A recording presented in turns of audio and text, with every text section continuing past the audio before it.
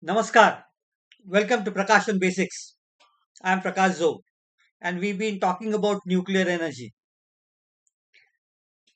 I told you last time how uh, uranium gets enriched. Once uranium is enriched to its reactor grade, you can't just directly use it to obtain electrical power from it. Uh, it has to be processed further to some extent. Mm, There are two aspects involved in this. The first step is to make a fuel cell or fuel cells out of it uh, from all this enriched uranium of reactor grade.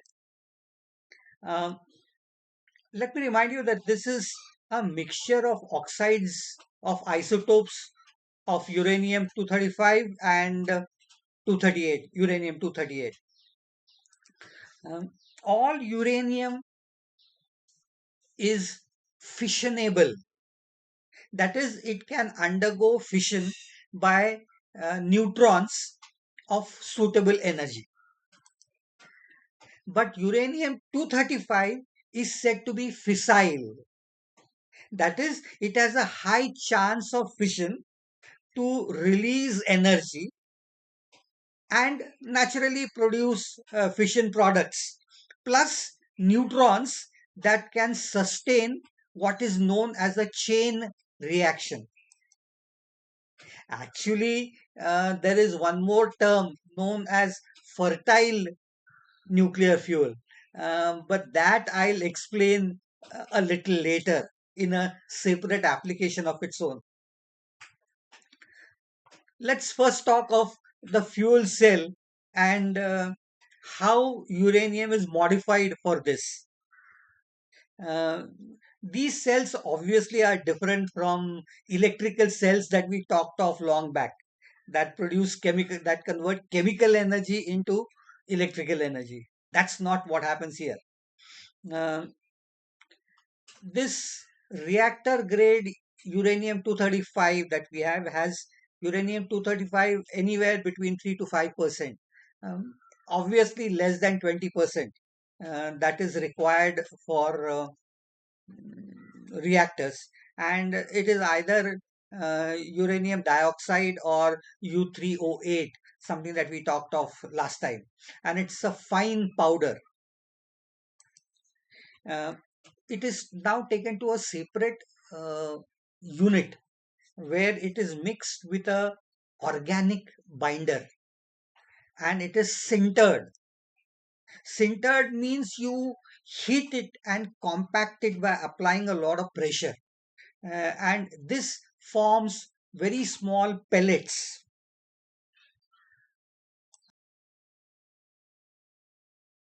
more like this chalk piece that you can see. Um, its diameter is about 1 centimeter and height is about a centimeter and a half. Uh, you can have a whole bunch of about 30, 40 of them in just a pair of your hands. Mm. Uh, this is packed with energy.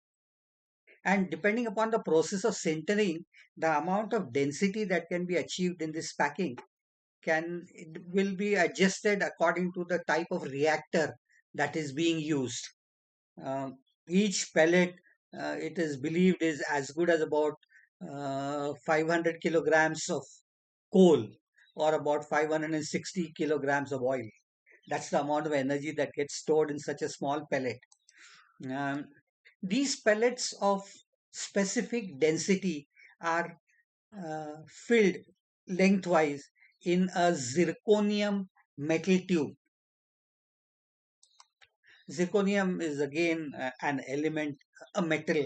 In fact, it is highly resistant both to heat and corrosion, but it can allow neutrons to pass very easily through it. That is why zirconium is used. There are about 30 pellets that are put in one tube. Both the ends are sealed, and these tubes are welded together in groups. Usually, there are, depending upon the type of the reactor, there could be roughly around 3 dozen of these tubes that are formed together. Now, each reactor, of course, depending upon its design, might have a different capacity. Um, uh, the number of tubes that are used in a particular reactor will also depend upon the type of the reactor. Um, and each tube or this collection of tube or a bundle of tubes that is achieved can store as much as about 1 kilowatt, 1 million kilowatt hours of energy in it. And a reactor might typically use close to around 500 tubes of this sort, 480 because of the design pattern and so forth. Mm. Nowadays, there is another material that is in the very recent trend. There are what are known as uh, trisco particles. These are specially designed coated particles. Uh, they are the long form is typically tri-structural isotropic particles. Uh, they're very small particles and they are coated with certain materials. And the advantage is that uh, when the nuclear reaction starts taking place, the whole set, the pellet itself might tend to expand. So to compensate for this, these types of particles are nowadays used in extremely new type of reactors. They are easy to manufacture and accommodate for the later expansion as the fuel starts getting used up. Um, this fresh fuel that is prepared in these bundles is hardly dangerous because there are hardly any stray neutrons and hardly any reaction takes place, and they are quite safe to handle. Uh, Once the fuel bundle is put into the reactor and gets used, uh, that means the uranium gets depleted. Uh, then it becomes highly reactive and very dangerous to handle also. Uh, any tube or any bundle of this sort would last for up to about 5 years, and then it has to be replaced. And this spent fuel has a completely separate technique of handling and maintenance and uh, taken care of. So that's a completely separate branch of study itself. I'm not going to go into details of this disposing of process of nuclear waste as it is typically referred to. It's an independent subject of its own. So once this bundle is ready, it is like a bottled devil. It has to be perfectly controlled. That is associated with the next major concept that we need to understand before we actually go into the reactors, and that is known as criticality of either the equations or of the reactor itself. Let me go back a little bit. Uh, Let me just remind you what happens in a nuclear reaction. Typically, when you are using uranium 235, it's bombarded with a thermal neutron. So when it collides, it causes it to break up into barium and krypton, and it releases three fast neutrons and about 200 million electron volts of energy for every uranium 235 isotope atom that is destroyed. That's a typical reaction. We discussed this in detail some time back. Uh, so naturally, there are three very fast neutrons that are emitted, and these neutrons are so fast that they usually just go right through the whole system and are lost. But suppose we slow them down and cause these three neutrons to break up three more uranium 235 atoms, then it is quite obvious that those three will then cause the same reaction. So 3 will result into 9, 9 will result into 27, now 27 will result into 81, and again multiplied by 3, that is 243, and so forth. And this is what is typically like a build-up of an avalanche. And this is typically what is known as a chain reaction. And it's very fast because remember what I had told you, every next step takes place in a time span which is less than 1 picosecond, which is 10 raised to minus 12 of a second. So in about 10 raised to minus 7, that is 1/10 of a millisecond, the whole thing would result into a tremendous release of energy. And that would result into the nuclear explosion or an atomic explosion, as it used to be called previously. There is no control on it. And so such reaction is typically known as an uncontrolled chain reaction and results into tremendous blast. That is nothing but the atom bomb that we talk of. This will happen provided either you slow down the neutrons, giving them enough time to interact, or there is so much of uranium 235 around that by the time the neutrons come out, they will interact with something else. So you need a large quantity of uranium 235 to cause all this. So that is why they are designed into very small pellets, etc. So we need to do or carry out some mechanism to control this rapid reaction that is taking place in an extremely short amount of time. And that controlled chain reaction needs one more term that we must talk of, which is associated with the word criticality.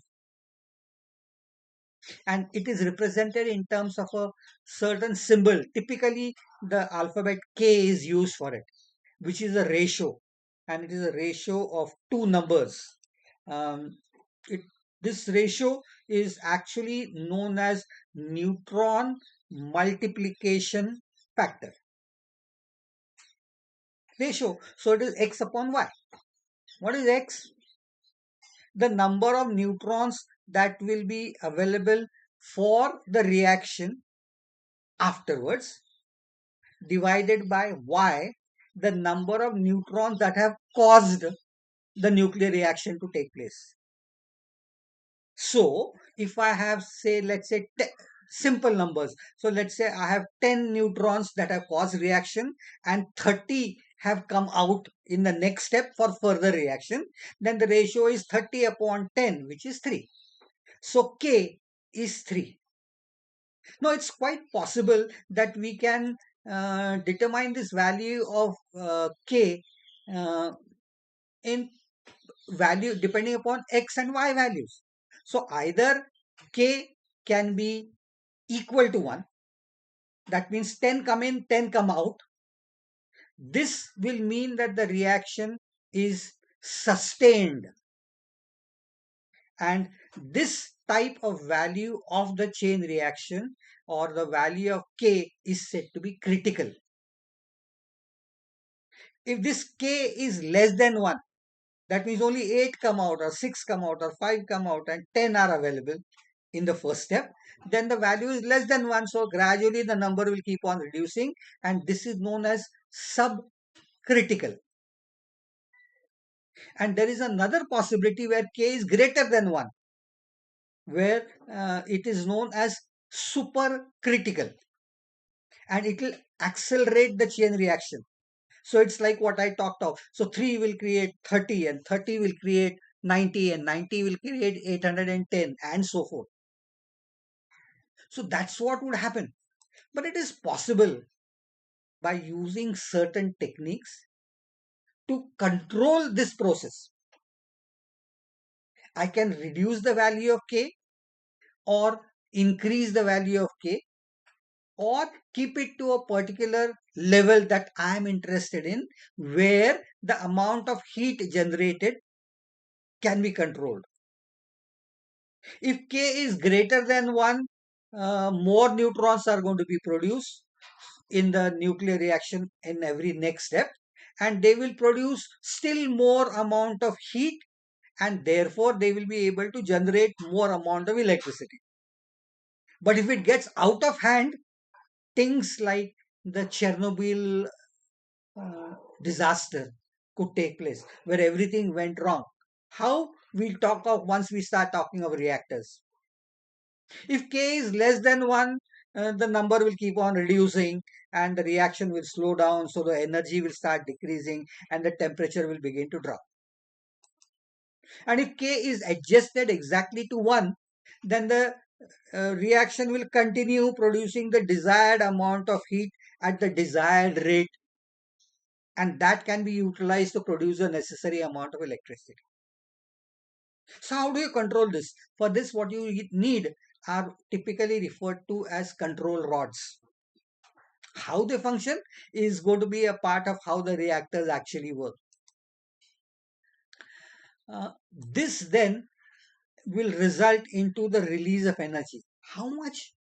These bundles and all those pellets, it is estimated that 1 kilogram of uranium 235, if uncontrolled, will liberate a estimated value of 20 kilotons of TNT.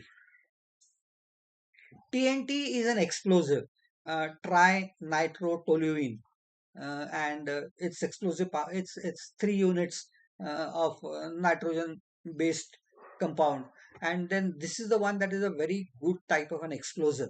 And many comparisons and measurements are done in terms of this value. So 20 kilotons. So when you hear that a nuclear bomb is of 20 kilotons, it means 20 kilotons of TNT. And then it must be typically using up uranium 235 equivalent to about 1 kilogram. But we don't, but this is, but the whole fuel and fuel bundle and everything is like a bottled up devil. We need to control all this. And only if you can control it, can you release the energy slowly, meticulously as you want. And that is what is done in reactors. So how does the reactor work and how does it produce electricity is going to be our next step. Once we know how the pellets are put in place and how criticality of the reactor is controlled. And that, obviously, my friends, is going to be our next step. If you like whatever I have talked of, please see if you can read up a little more about this. Tell your friends about it. Look at some pictures and diagrams associated with all this to boost up your understanding of what I have said. Like and subscribe to this channel. And we'll obviously meet next time to start off with how the actual reactors that produce electricity work. And then we'll look into the types of reactors and one very special type, which is known as the breeder reactor. But that is something to follow. Till we meet, namaskar.